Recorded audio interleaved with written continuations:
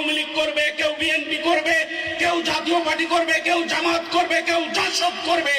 সকলের উদ্দেশ্য যদি দেশপ্রেম হয়, আমরা সবার সাথে বন্ধুত্ব করতে রাজি আছি।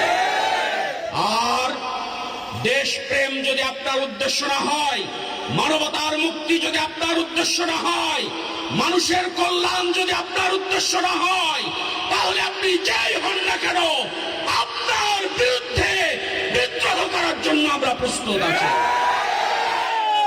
আমরা চাঁদাবাজি করতে চাই না, এই রাজনীতিতে আমরা মানুষ হত্যা করতে চাই না, এই রাজনীতিতে এসে আমরা মানুষকে অপদস্থ করতে চাই না, এই মানব রাজনীতি করতে এসে আমরা মানুষের সম্পদ দখল করতে চাই না।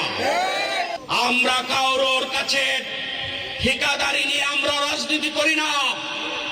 আমরা কচুর পাতার পানি নয়, আমরা জোয়ার ভাটা নয়। বাংলাদেশে আমরা ছিলাম, বাংলাদেশে আমরা আছি, বাংলাদেশে আমরা থাকবো ইনশাআল্লাহ। আমাদের বিদায় করার জন্য অনেক চেষ্টা করেছিল, আমাদের দেশ থেকে অন্য দেশে চলে যাওয়ার জন্য অনেক অফার দিয়েছিল, কিন্তু আমরা বলতে চাই এই দেশে আমাদের জন্ম, এই দেশে আমরা মরতে চাই, বেঁচে থাকলে এই দেশেই মাথা উঁচু করে বাঁচতে চাই।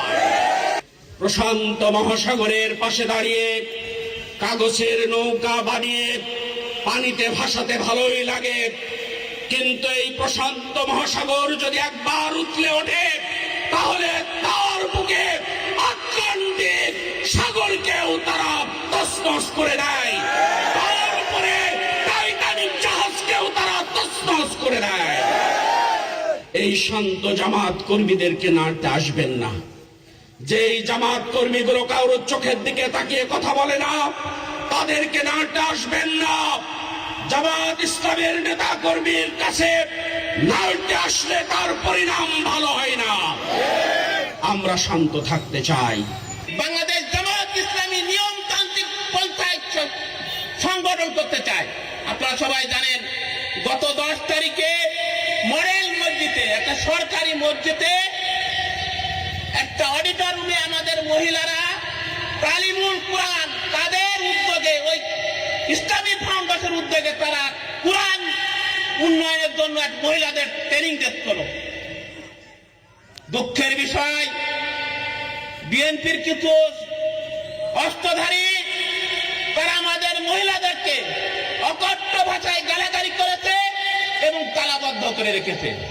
তারই প্রতিবাদে আমরা 12 তারিখে আমরা বিক্ষোভ সমাবেশ এবং প্রতিবাদ সমাবেশের ডাক দিলাম। তারই আলোকে আমাদের কর্মী ভাইরা যখন যায়, তারা চোরের মতো, ডাকাতের মতো পেছন থেকে তাদের উপর আক্রমণ করেছে। এই আক্রমণ থেকে বোঝা যায় তারা ফ্যাসিস্টের রূপ আবার ধারণ করেছে।